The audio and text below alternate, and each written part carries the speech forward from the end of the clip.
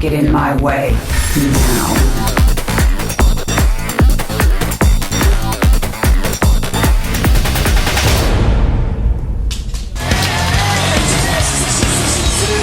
Alright, we're back, and LGIM is in trouble. They've got 2 players left, and one of them is going to be MC. And Parting has bought pizza for everybody. Yeah. I am talking about everybody, not just he bought it and it was a funny joke, though. He bought pizza for everybody in the studio. Yeah, the StarTale team bought the pizza today, and yeah, they recently just opened up a Twitter account, so check them out. They are at Team StarTale on Twitter. If you want to have news about the team, about new additions and whatever, then definitely have a look at Team StarTale at Twitter. You can also add, of course, the Incredible Miracle team. They are at Team IM with an underscore after the IM. Yeah, not before the IM. And well, right now we have another Protoss versus Protoss coming up. And the game that we just saw between Parting and Lucero is a little bit awkward, of course. If Lucero defeats Parting against an Immortal push on Entombed Valley, he looks like a boss. But as it is, Parting defeated him. Once again, Immortal push all the way, and he took the win. Lucero actually is still sitting in the booth. He is still sitting in the booth and can't really comprehend what was going on. Apparently he was really well prepared for the match, but Parting was a little bit better. And now LGIM sends out a Protoss player. It is not Seed, it is not Yonghwa, no. It is actually MC. Yeah. This is a really interesting choice. They have to win Protoss versus Protoss here and force another race. They've got to have, if they want to use Seed, I don't think they want to play PvP twice in a row if MC loses here. So MC's got to win this one. If he loses, then it's all going to be down to the last player, and it's going to probably be Seed. If it's anyone else, I just don't think they can all kill the team. I don't think it'll be possible. Well, maybe Yonghwa, but yeah, you're right. It's just so difficult. I would not have expected MC to come out here. If 2 Protoss players, and I thought it would be more likely to see Yonghwa with his recent GSTL record, and then maybe Seed, but the IM coach seems to give other players a chance today. Yonghwa with the 2 all kills, pretty dominant in the last few team matches. Here we go with another Protoss versus Protoss on Daybreak. LGIM up against StarTale.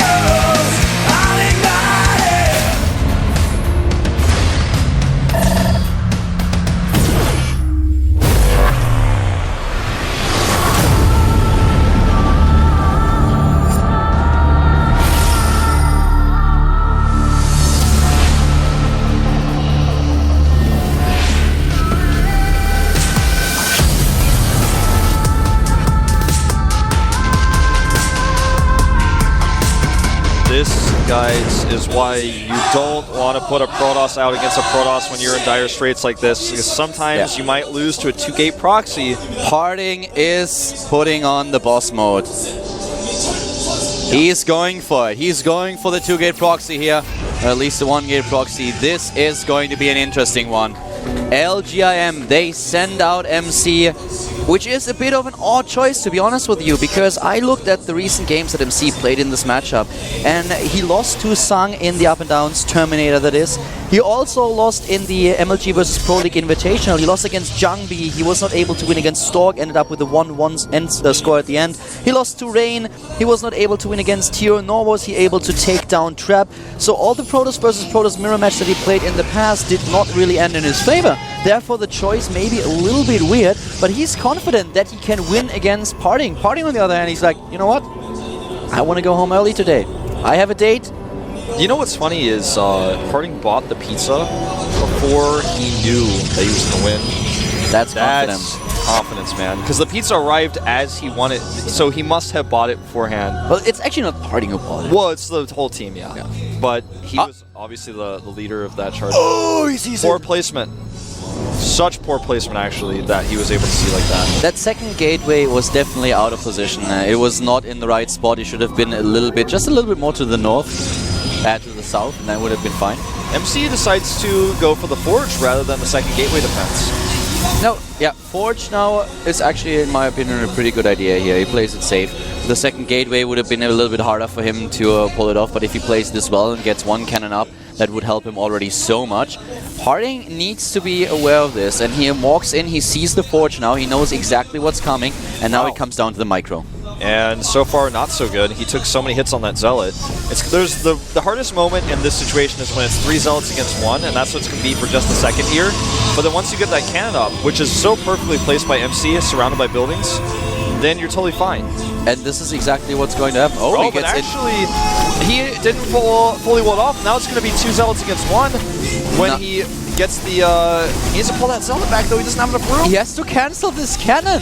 There it is. There's the cancel. But so far, let's have a quick look at the harvest account. 14 to 12 in favor of MC. He's losing more, though. Another cannon has been started. The Zealot count is a 3 to 1 in favor of Parting, of course. And he's still chrono boosting his 2 gateways that he has with every single chrono boost that is available. I think he may want to start considering a transition, though, because this can't last forever when that cannon finishes. He cannot kill the second cannon. No. But he will be able to kill this pylon very likely. And, you know, the thing is, the cannon doesn't cover everything here. Oh, he's actually just going to fight this one out. The cannon, though, being used. The probe traps the Zealot under cannon range.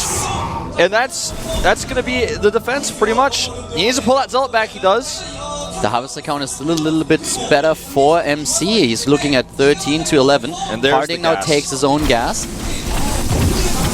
Leaves the micro a little bit better. There he goes, right in between that gas and the mineral line. But now it's 3 against 3, and the hit points are just so low on Parting's Zealots. It really looks like MC might have been able to not only hold, but to force him back. Now it's 4v3, and he wants to try to damage this gate, but the cannon is in range. Really nice placement. Yeah, exactly. It's a really, really good placement. Defends both pylons and the gate. The core has been started for Parting now, a little bit ahead of MC, and MC is not out of this yet. He spent a lot of resources on that cannon. He lost a lot of mining time. This is such nice micro by Parting, actually.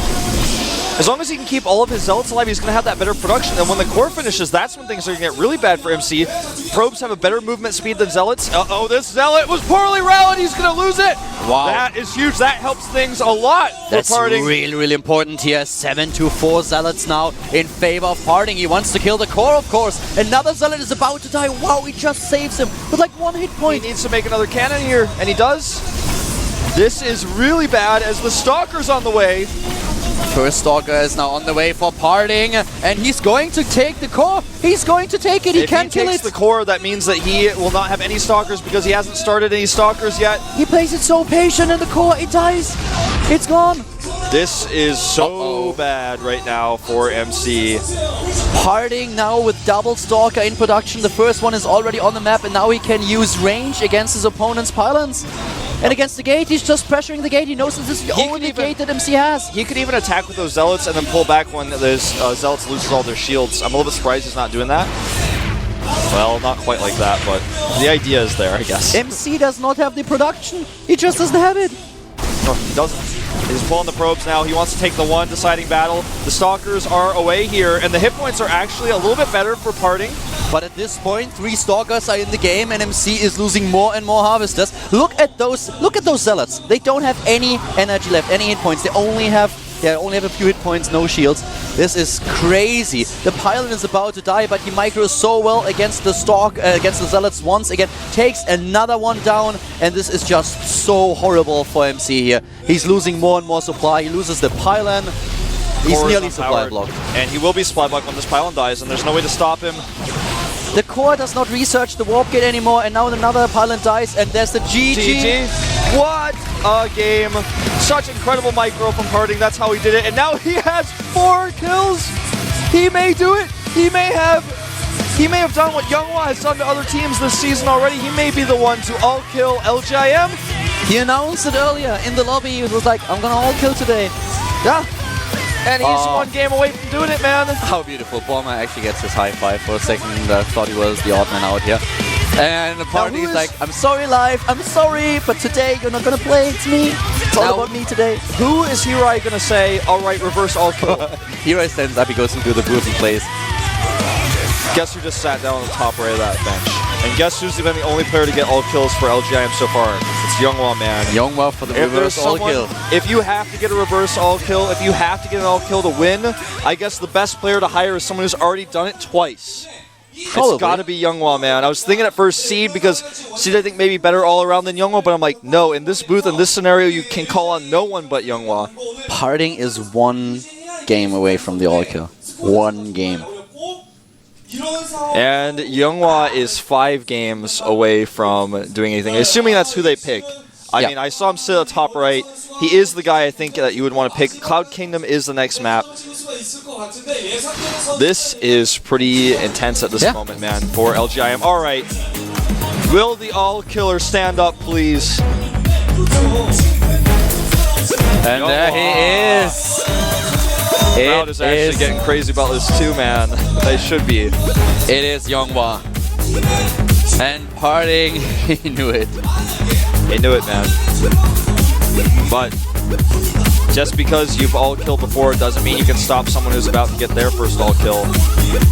What a crazy... I did not expect this at all. When I saw Parting was the first in the booth, I thought, well, he'll definitely be able to take some wins. And remember what I said, he's got to do it because this is such a big investment for StarTale to put him out first.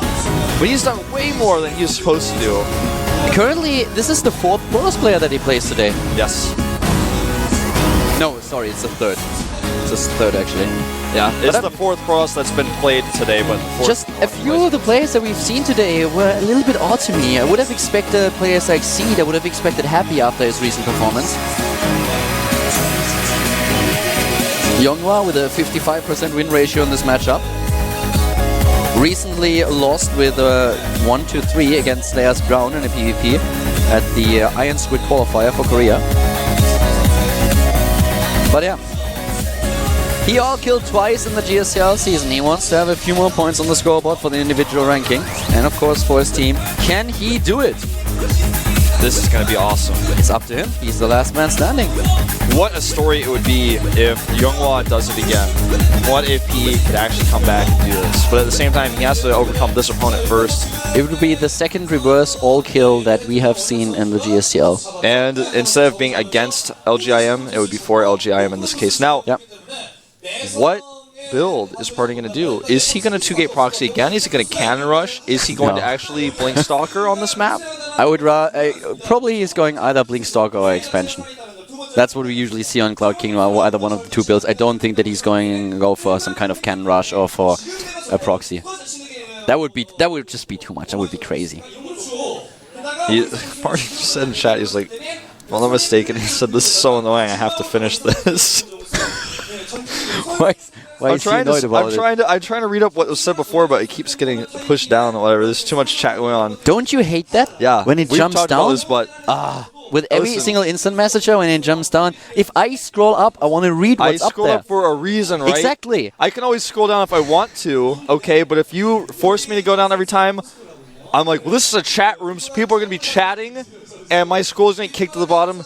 That is actually the real... People are like, well, we need LAN, and we need this and that. Listen, the lobby chat jumps down trying to read people's messages. Who needs LAN? I need a proper chat. Yeah. Well, Parting is already in the lobby. He's just waiting for his opponent, so we are going to see another Protoss versus Protoss. It could potentially be the last game of the day. If someone would have told me, okay, listen up, Calder, today, team match is going to be an all-kill, I would be like, never. Yeah. But, yeah, that's what it looks like. We might actually have an all-kill here. Yeah. I'm still in a little bit of shock myself. I'm just waiting for this game because the story that has been built by this, everyone's enjoying their pizza right now. Everybody's watching and people are surprised and shocked. I think that even though both these teams have a lot of fans in Korea, I think most people expected, like you did, this was going to be a very close match. You know, it's like this is not a team that has fans for no reason. These teams have fans because they have such incredible results.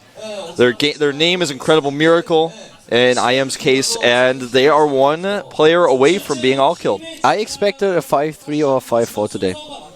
That's what I expected when we came to the studio. The weirdest choice for me personally today was picking Lucira against Parting, of all people against Parting, and then Entombed Valley. It was like, what? That's the one thing that I really couldn't understand. I went through the list earlier, I told you guys about it, how good he plays against Zerg these days. Why would you pick a Zerg player here?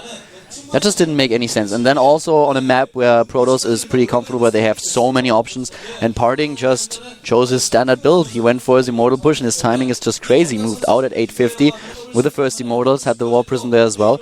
And Lucira, even though for a second his run by did some damage, he just didn't hold. And from that point on, it was really a tough decision to make, because then you have two players left. You chose MC.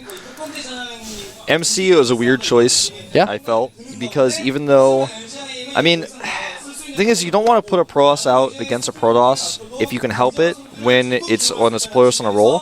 But at the same time, MC is a player who, even though he's lost now, and this is kind of a hindsight talk, he is a player who can play against a lot of players he hasn't prepared for and do well. He's done that before. He's a good player to kind of get some points back on the scoreboard.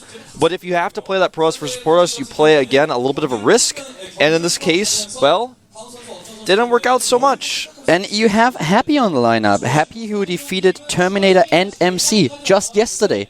So why don't you use him against the Protoss player? He had to play for 3 Protoss players in in the up and down group that he played. So for me, that would be one of the obvious choices if I'm faced with a very strong Protoss. And he's a good all-around player too, like exactly. MC. So you know, it's not just about the versus Protoss, but it's about what else he could do. The choice to use MC was, to me, a bit odd, but I think it was probably a choice where MC said, you know what, I'm ready, I can do this. And to be honest, he lost to a 2-gate proxy, which he knew about, and even if you know about it, it's really hard. It wasn't your normal PvP. It was kind of a weird one that he got caught off guard with. His cannon that he made, he thought was in a position where the Zealot couldn't get in there, but it could, and that actually changed the entire game. So then you got a Zealot that was in a choke point where his defensive probes couldn't help out, and the cannon went down. That was just unlucky in so many ways for MC there. Well, here we have the 2 players. It could be the last game of the day, the last game between LGIM and StarTale. StarTale is up with a 5-0 thanks to parting. But here comes Yonghwa. He all-killed twice this season. Can he do it again? He has to. If LGIM wants to win this team match, he has to all-kill. Yeah, he's done it twice already. He is the best person to send out for this, I feel. This can create so many stories, you know. But even if Yonghwa beats parting, the celebration cannot start because that's when the Team League match actually begins. That's when StarTale sends out their second player. You have players like Hack who are awesome against Protoss. You have Life sitting on that bench. You have Squirtle, you have Bomber. It's like, what? Yep. Well, let's not waste any more time. We are getting into this game. It could be the final one. Will Parton get the all-kill? Will Yonghwa be able to take his team back into this? This is the GSTL Cast by Counter Wolf.